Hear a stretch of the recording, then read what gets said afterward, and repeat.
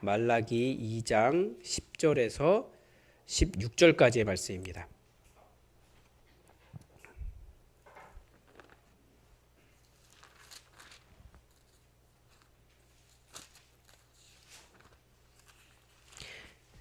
말라기 2장 10절에서 16절까지 하나님의 말씀을 다 함께 받들어 읽겠습니다.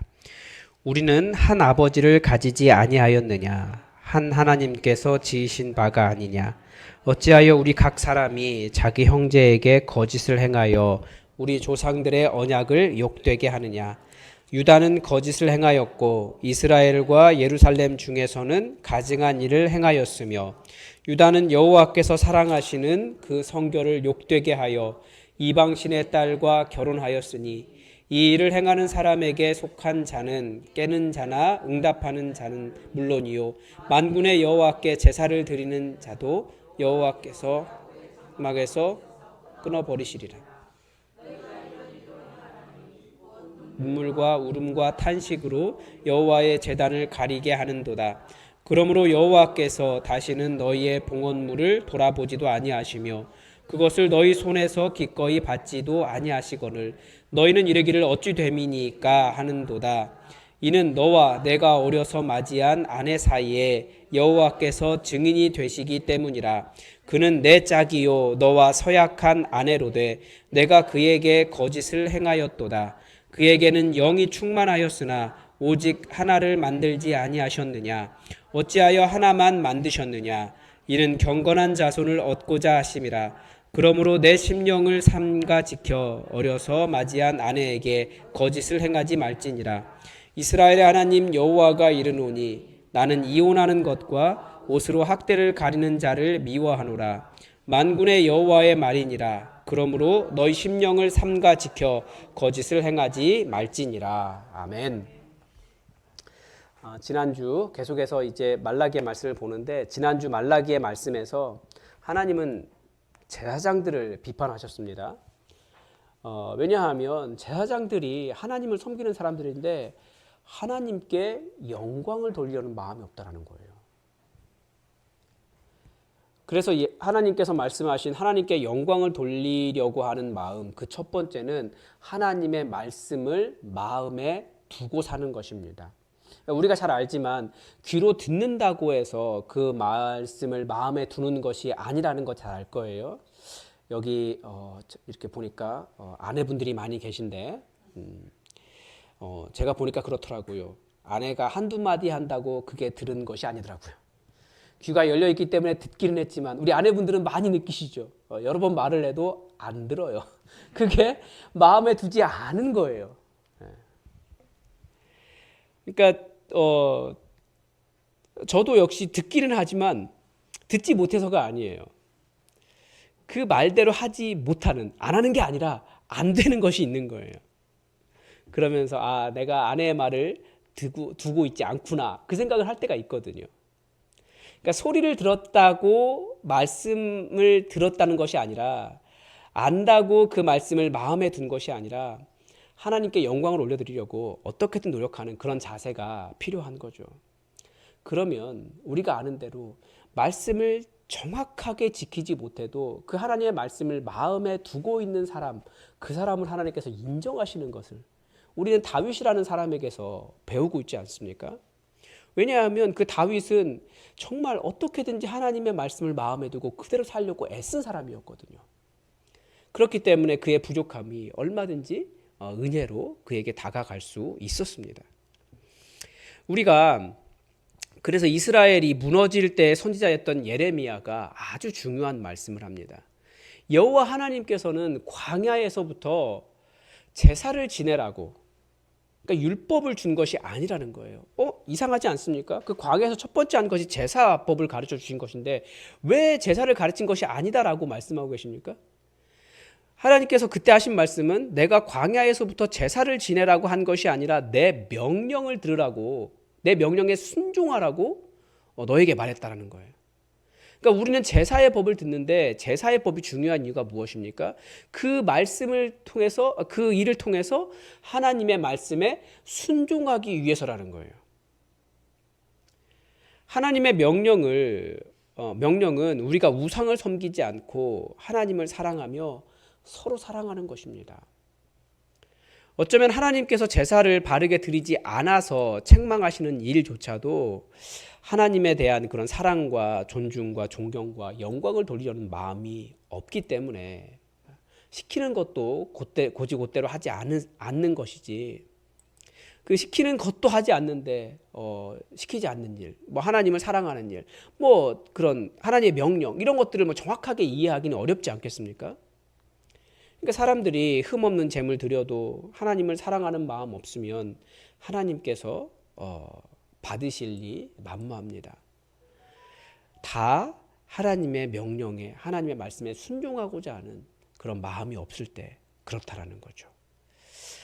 그러면서 하나님은 이스라엘의 첫 제사장이었던 아론에 대한 말씀을 하십니다. 아론의 입에는 참된 가르침이 있었다. 그리고 그에게는 불의가 없었다. 그리고 하나님과 동행했는데 하나님과 동행한 방법이 정직이었다는 거예요. 많은 사람을 그들의 허물에서 돌아오게 한 사람이 아론이었다는 거죠. 그리고 오늘 본문은 그러면 바로 그 정의, 그러니까 정의로웠다는 얘기거든요. 정의, 그 아론의 정직, 사람들을 잘못된 길에서 돌이키게 한 것이 무엇인가, 우리 그것을 잠깐 엿볼 수 있습니다. 우리가 먼저 본문을 이해할 필요가 있습니다. 오늘 10절부터 16절까지의 말씀을 읽었는데 말라기를 우리가 선지서로 분류하죠. 근데 그 중에서 내용이 짧다고 해서 소선지서라고 우리가 그렇게 묶어둡니다. 12소선지서가 있는데, 소선지서를 읽을 때, 그러니까 선지서 전체가 똑같습니다. 선지서를 읽을 때 우리에게 어려운 것이 있어요. 뭐냐면 선지서 안에는 선지자의 목소리와 하나님의 음성이 섞여 있어요.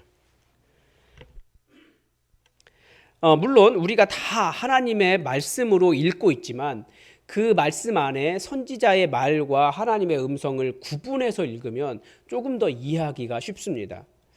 오늘 본문은 10절부터 15절까지는 말라기 선지자의 말입니다.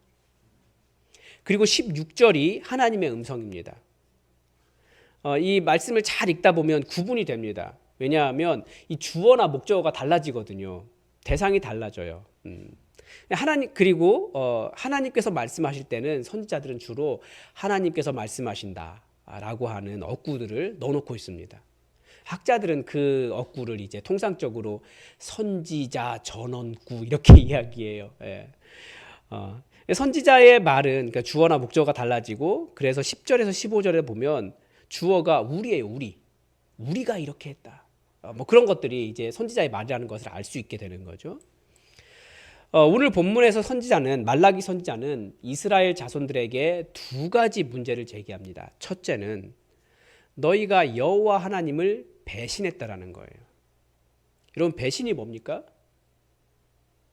우리 이렇게 하자, 이렇게 하자라고 말했는데 그 약속을 어긴 것이 배신입니다. 이스라엘은 하나님과 어떤 약속을 맺고 있습니까?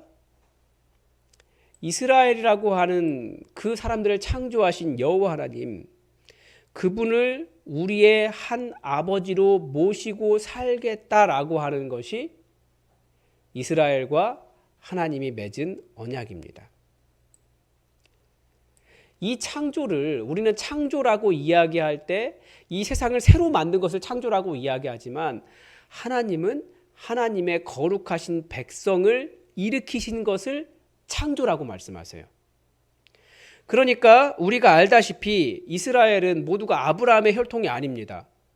그래서 출애굽할 때 거기 뭐라고 기록되어 있어요? 출애굽할 때 허다한 잡족이라고, 그 60만, 장정만 60만이 나왔다고 되어 있잖아요. 그러니까 한 200만 가까이 되는 수가 나왔을 텐데 그 사람들이 전부 다 아브라함의 자손이 아니라 그 애굽 땅에서 탈출하기를 바랬던 여러 사람들이었던 거예요. 그래서 시내 산에서 나 이제 다른 신이 아니라 여호와라고 하는 신의 백성이 되겠습니다 라고 언약하는 순간, 약속을 맺은 순간 그들이 이스라엘이 되기 시작한 거예요. 그래서 하나님께서 창조하신 것이 무엇이냐? 이스라엘이라고 하는 나라, 새로운 민족을 창조하신 거거든요. 또 재창조가 일어납니다. 그게 언제냐면 바벨론 포로로 끌려갔던 사람들을 다시 돌아오게 하는 장면, 이때도 창조라고 이야기해요. 그게 이사야 40장부터 55장까지 나오는 소위 제2 이사야라고 하는 내용에 나와 있는 창조의 하나님에 대한 이야기거든요. 오늘 본문도 그렇게 이야기하는 거예요. 우리를 누가 창조했느냐? 여호와 하나님 그분이 창조하셨다. 그리고 우리와 언약을 맺고 계신다. 그런데 그 언약을 맺으신 그 하나님, 그 언약이 뭡니까? 나의 신은 이제부터는 여호와 하나님이십니다. 조금 불순한 표현이 될 수 있겠지만 그 언약이 무엇이냐 정리하면 나는 여호와라고 하는 아버지를 모시고 살겠습니다.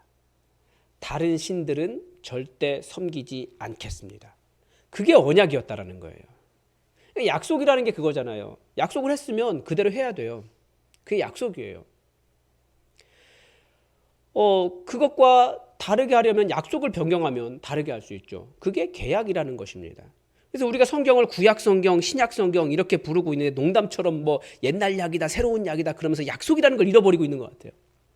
그게 아니고 성경은 약속의 책이에요. 우리가 나 구원받은 거 확실한가? 마음이 흔들리는 이유가 무엇입니까? 자꾸 하나님의 약속, 이 말씀 안에 있는 언약을 기억하지 않고 다른 거 바라보니까 그래요. 주로 뭐 바라봅니까? 다른 사람과 비교하잖아요. 저 사람은 저런데 나는 왜 그러지? 나는 예수님 믿는다고 하는데 내 삶은 왜 이러지? 하나님 살아계신다고 하는데 내 삶은 왜 이러지? 자꾸 그런 하나님의 언약이 아니라 다른 것과 비교하면서 그렇게 판단하기 때문에 자꾸 믿음이 흔들리는 것입니다. 다시 말씀드리지만 여러분, 이것은 뭐라고요? 약속이에요. 우리는 계약을 맺잖아요. 계약을 맺으면 어떻게 해야 돼요? 그 계약들 따라야 돼요. 그러니까 우리 하나님께서 이렇게 약속해 주셨기 때문에 그 약속이 변함없는 것을 아니까 우리는 흔들리지 않는 겁니다. 그래서 계속해서 너희 믿음을 가져라라고 하는 말이 뭐예요? 여기 써 있는 이 계약을 믿어라. 이게 하나님이 우리에게 주신 말씀이에요. 근데 그 계약을 따르지 않기 때문에 우리가 자꾸 다른 것 보면서 하나님 살아계신 건 맞아요? 저 도와주시는 건 맞아요? 왜 저한테 이러세요? 이렇게 이야기한다는 거예요. 그런데 우리 하나님은 신실하신 분이셔서, 다른 말로 하면 신실하신 분이셔서 이 계약에 충실하신 하나님이십니다. 그런데 언제 문제가 생겨요? 계약을 깨면 문제가 생겨요. 하나님이 깨실 일은 없고 우리가 계약을 깰 가능성이 많죠. 그게 이스라엘이 한 일이에요. 너희가 배신했다. 다른 신 섬기고 내가 하지 않은 말 따라가고 그런 거 하는 거예요. 그래서 하나님과 맺은 그 계약서를 너희가 어겼기 때문에 하나님이 그들의 재물을 받지 않으신다 그러는 거죠. 그 이스라엘이 어떻게 하나님과의 언약을 어겼습니까? 다시 말하면 배신했습니까? 11절에 보니까 유다는 배신했고 이스라엘과 예루살렘에 가증한 일, 역겨운 일이 일어났다 이렇게 되어 있습니다. 여기서 이 가증한 일이라는 말이 역겨운 일 그렇게도 번역을 하고 있는데 주로 이 우상과 관련된 말입니다. 우상을 섬길 때, 다른 신을 섬길 때 우상이 세워졌을 때 이 역겨운 것이 세워졌다, 가증한 것이 세워졌다 그렇게 이야기하거든요. 그래서 히브리어 단어도 되게 재밌어요. 역겹다라는 말이 뭐라고 되어 있냐면 히브리어에 토에바입니다. 토에바 이것처럼 토에바인데 정확한 발음은 토에바인데 그걸 역겨워하시는 거예요. 우상을. 그러니까 우상 숭배는 토할 정도로 하나님께 역겨운 일입니다. 계속해서 우상이 무엇인지 설명을 드리고 있죠. 우상이 무엇입니까? 이게 이렇다 보니까 내일 새벽과도 또 겹치는 것 같네요. 구약 성경은 우상들의 이름을 말하지만 신약 성경은 우상들의 이름이 드러나지 않습니다. 물론 에베소 갔을 때 아르테미스 이런 이름이 나타나긴 하지만 우상이라고 이야기하는 게 아니에요. 신약 성경은 우상은 우리가 탐욕을 부리느라 여호와 하나님을 의지하지 않고 여호와 하나님의 말씀에 눈 감는 모든 것이 다 우상 숭배다라고 가르쳐 줍니다. 신약 성경에서 말하는 우상은 다 그러니까 한편으로 말하면 우리 삶에 필요한 것들이에요. 그런데 그 내 삶에 필요하기 때문에 우리가 잠시 이것 하나님 말씀 좀 버리고 이것 추구하는 것들이 우상이라는 거예요. 여러분 돈 필요하죠. 돈이 필요 없는 게 아니에요. 반드시 있어야 돼요. 이 시대는. 그런데 돈이 우상될 수 있습니다. 여호와 하나님이 나를 살리신다가 아니라 예수 그리스도의 보혈이 나를 구원한다는 것이 아니라 이 돈이 있어야 내가 살 수 있어 라고 말하는 순간 그 돈은 우상이 되는 거예요.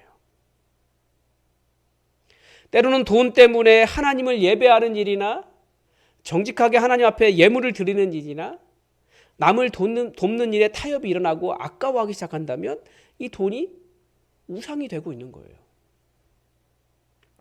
그러니까 나빠서 우상이 되는 것이 아니라 좋은 것이기 때문에, 필요한 것이기 때문에 나 이거 없으면 죽을 것 같아 라고 생각하다가 우상되는 것입니다. 주변 사람들에게 인정받는 것도 그렇죠. 주변 사람들에게 인정받지 못하면 자존감에 큰 타격을 받습니다. 우리 이 모든 인간은 사실 인정받는 것이 필요합니다. 나빠서 그런 것이 아니에요. 그런데 그런 인정에 매여서 하나님께서 나를 바라보시는 그 사랑의 시선이 아니라 자꾸 비교하는 거예요. 타인과 비교해서 때로는 내가 우월하기도 하고 때로는 내가 열등하기도 하고 그런 일에 빠지면 그런 인정받는 것이 우상이 되고 있는 것입니다. 그러니까 우상은 기본적으로는 좋은 거예요. 그런데 거기에 마음 뺏겨서 더 그 누구보다도 나를 사랑하시는 하나님의 시선을 뒤로 밀어버리고 눈 감고 주님의 뜻을 잠시 저버리는 그런 일들이 다 우상되는 일인 것입니다. 그래서 좋은 것일수록 분별이 필요해요. 내가 그것을 얻고자 하나님 앞에서 정직한 마음을 포기하는가 아니면 하나님께서 허락하시면 받겠습니다. 은혜라고 받아들이는 것인가 이것을 우리가 분별할 수 있어야 됩니다. 그러니까 아론이 하나님과 동행하는 방법이 정직이었다라고 말하는 이유가 무엇이겠습니까? 아론 정도의 지위가 되면 자기가 원하는 거 다 얻을 수 있었을 거예요. 누구도 뭐라고 못했을 거예요. 누가 아론한테 뭐라고 하겠습니까? 그렇지만 그는 헛된 욕심 부리지 않고 정직하게 살았다라는 거죠. 13절에 보면 아무튼 첫 번째는 배신한다는 거예요. 하나님의 언약을 지키지 않고 가증한 것, 그 토 나오는 것들을 세우고 그걸 따라가는 그런 허물이 있습니다. 그러니까 우상숭배. 두 번째는 13절에 보면 너희가 이런 일도 행한다라고 되어 있는데 이 표현이 무슨 말이냐면 둘째 이런 뜻입니다. 그러니까 앞에 배신이 첫 번째고 둘째 이런 뜻이에요. 둘째는 뭡니까? 두 번째 문제를 제기하는데 여호와의 제단을 눈물과 울음과 탄식으로 채웠다라는 거예요. 그러니까 하나님의 법은 항상 똑같습니다. 하나님께 잘해야 되고 또 하나는 사람들에게 잘못하면 안 돼요. 그러니까 하나님과 사람과 관계예요. 그러니까 어떻게 두 번째는 어떻게 사람의 관계를 잘못하고 있습니까? 여호와 하나님은 재물을 요구하신 것이 아닙니다. 재물을 통해서 때로는 내가 그 큰 것들을 포기하면서 하나님을 사랑하는 마음을 드러내기를 원하신 것도 있지만 다시 말씀드리지만 제사를 요구하신 것이 아니라 이 눈물 많고 괴로움과 탄식이 많은 이 세상에 더 이상 눈물과 괴로움과 탄식이 없는 그런 세상을 우리가 좀 서로 만들어 보라는 거예요. 왜 많은 나라가 있는데 그 중에서 이스라엘이라고 하는 민족을 새로 창조하셨겠습니까? 왜 바벨론 포로로 끌려가 있는 그 많은 사람들 중에서 다시 불러서 이스라엘을 다시 만드셨겠습니까? 이 땅에 소위 말하는 공의가 없기 때문에 그렇습니다. 공의가 없을 때 사람들은 눈물 흘리고 괴로움 속에서 탄식하는 일이 가득합니다. 이스라엘이 하나님의 심판을 받아서 그 나라가 망해서 바벨론으로 끌려가게 된 이유도 무엇입니까? 제사를 안 지내서가 아니에요. 안식일만 되면 고기 타는 냄새가 예루살렘에 그렇게 가득했다잖아요.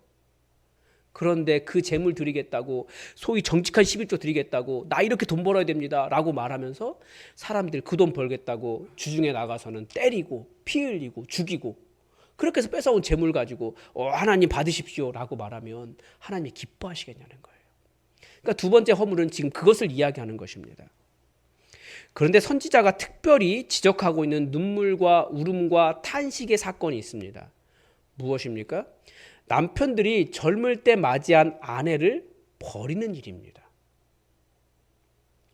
지금도 중동 사회가 그렇죠. 그냥 아내가 마음에 들지 않으면 이혼 증서 주고 내쫓는 것입니다. 당시에 이제 나이 들고 힘없는 아내들이 그냥 집에서 쫓겨나면 어떻게 될까요? 그러면 이 여인들의 삶은 어떻게 되겠습니까? 지금도 그런데, 지금도 이슬람이 강한 지역에서는 그런데 그렇게 쫓겨난 여인들은 할 수 있는 일이 없어요. 사회생활 못 하거든요. 직장 못 구해요. 그럼 살 수 있는 방법이 딱 하나밖에 없잖아요. 창녀가 되는 것밖에 없어요. 남성 위주의 사회에서 갑자기 집에서 쫓겨난 여인들은 이제 죽으라는 것밖에 되지 않습니다. 구약 성경에서 이 결혼이라고 하는 단어는 옷으로 배우자를 가린다라는 뜻이에요. 그런데 그 결혼 관계가 죽으라는 환경으로 내쫓는 폭력으로 가려지면 안 된다. 그렇게 가르쳐 주시는 거죠. 이 문제는 예수님도 지적하신 문제예요. 그런데 남편들이 그렇게 할 수 있었던 이유가 무엇입니까? 우리 법에는 문제가 없어요.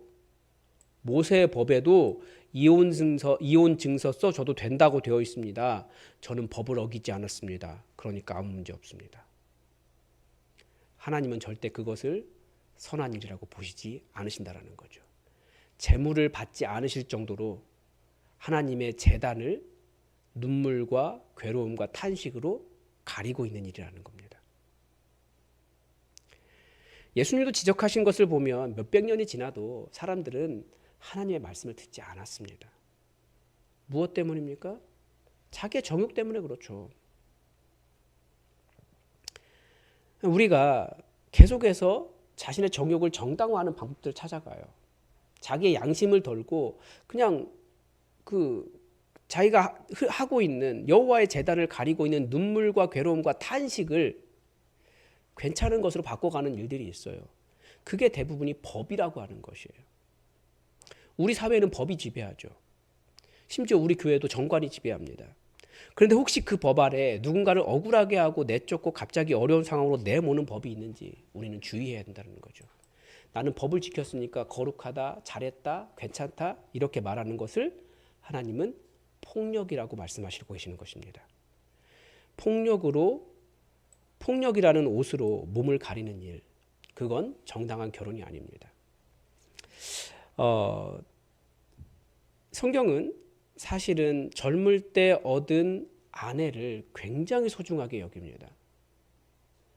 전도서도 우리가 헛되니 맨날 그런 이야기 하잖아요. 그런데 전도서의 결론이 뭔지 아십니까? 다 헛되다.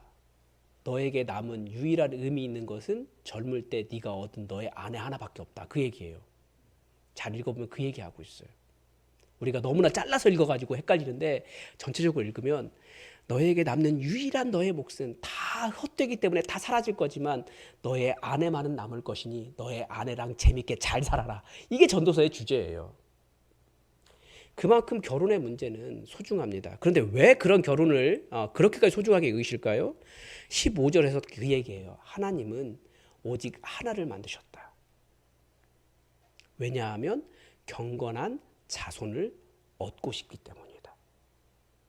이 말을 다른 말로 바꾸면 전 세계, 이스라엘을 제외하고 하나님의 백성을 제외하고 다른 모든 세계들은 내 아내 하나가 아니라 나는 수많은 배우자를 가질 수 있다라고 주장하고 살아요.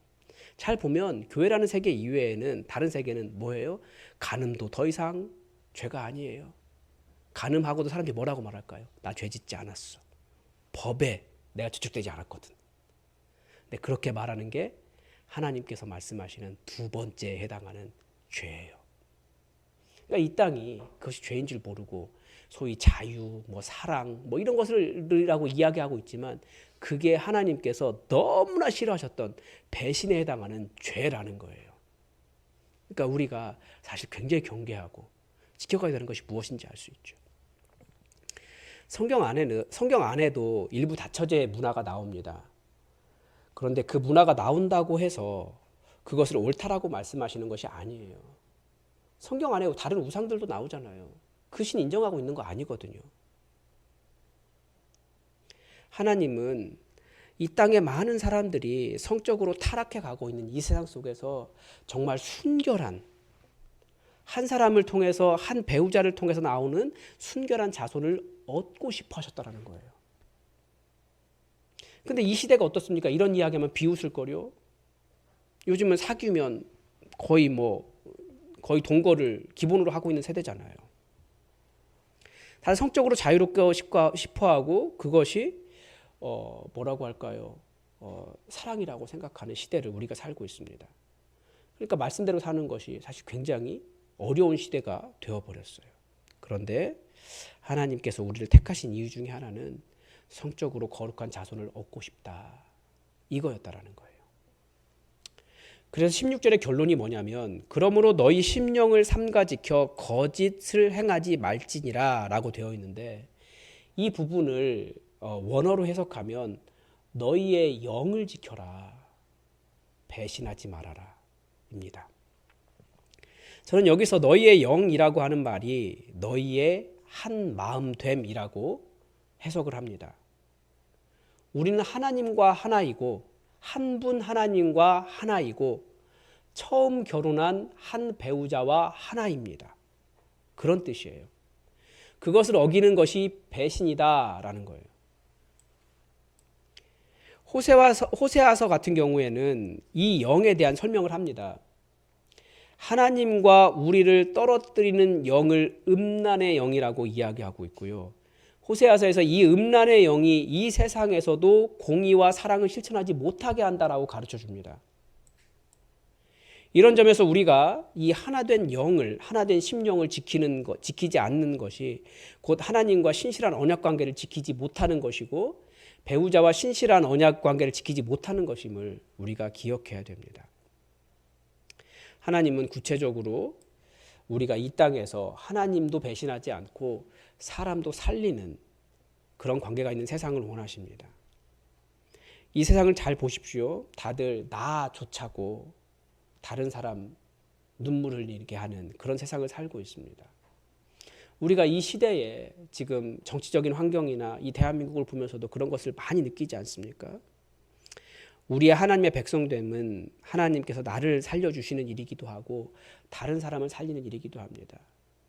하나님은 정말 폭력을 싫어하세요. 다른 사람, 연약한 사람, 특히 힘없는 사람의 눈물을 흘리는 것을 정말 싫어하세요. 왜냐하면 그래서 하나님 나라가, 이 아름다운 하나님 나라가 깨어져 가기 때문에 그렇습니다.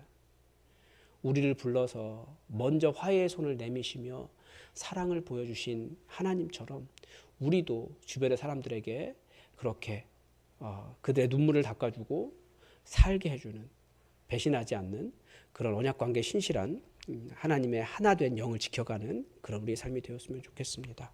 우리 다 함께 잠깐 기도할까요? 여러분, 우리가 하나님의 약속을 받았습니다. 성경이라고 하는 약속을 가지고 있어요. 우리가 다른 것 바라보면서 믿음이 흔들리는 그런 삶이 아니라 하나님의 약속 때문에 항상 신실하게 살아가고 흔들리지 않는 믿음 속에 살아갈 수 있게 해달라고 우리 잠깐 기도하시고, 혹시 내 안에 하나님을 배신하는 그런 것이 있는지 한번 생각해 보았으면 좋겠습니다.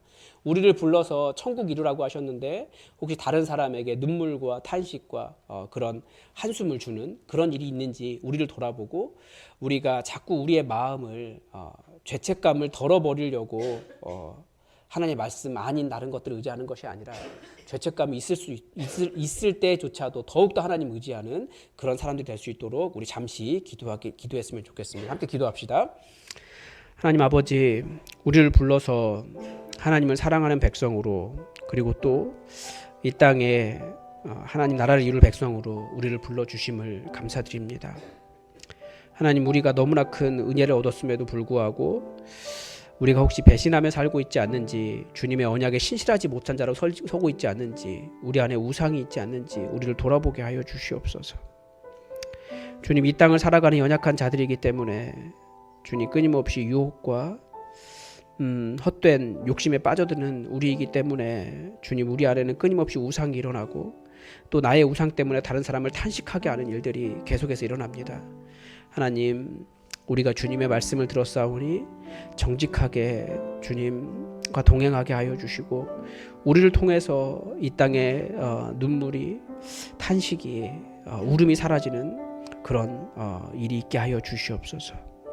주님, 우리가 다 예수 그리스도의 몸이라고 하는 언약관계 속에 묶여 있사오니 우리가 서로를 위로하며 도우며 언약의 신실한 자들 되게 도와주시고, 주님께서 우리 가운데 원하신 일, 율법을 지켜가는 자들이 아니라 정말 사랑의 마음을 계속해서 유지하고 서로 깊이 사랑하는 그런 그리스도의 몸 되게 하여 주시옵소서. 우리를 예수품학교를 창조하시며 주님 계획하신 일인 줄 압니다. 우리가 그뜻 온전히 이룰 수 있도록 도와주시옵소서. 하나님 아버지, 우리를 새로운 피조물로 창조하시고 하나님의 거룩하신 뜻을 드러내어 주시며 하나님과 한 마음 된 민족 되게 하시니 감사합니다. 우리를 이렇게 귀한 은혜로 불러주셨음에도 우리 안에는 끊임없이 헛된 것을 의지하는 우상을 만들어내고 있음을 솔직하게 인정하지 않을 수 없습니다. 겸손하게 주님께 순종하며 주님 사랑하는 자들로 서게 하여 주시옵소서.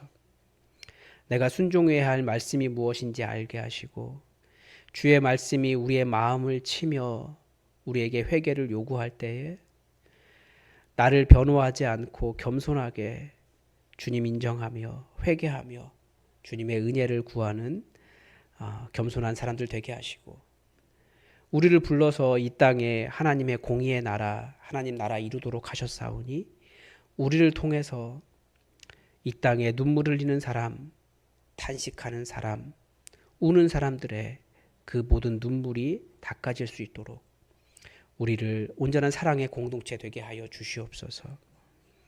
우리도 교회로 새롭게 창조되었는데 우리의 부르심을 기억하여서 하나님 나라를 이룰 수 있도록 도우시기를 원하며 예수 그리스도의 이름으로 기도드립니다. 아멘. 여호와는 내게 복을 주시고 너를 지키시기를 원하며 여호와는 그의 얼굴을 내게 비추사 은혜 베푸시기를 원하며 여호와는 그 얼굴을 내게로 향하여 드사 평강 주시기를 원하노라. 아멘.